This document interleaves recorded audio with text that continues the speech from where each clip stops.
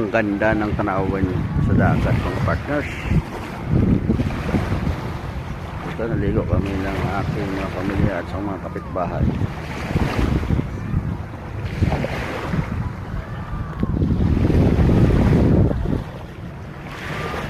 Ganda ng mga ibon na nagliliparan, nangunguha ng kanilang makatutukan na pagkain na isda.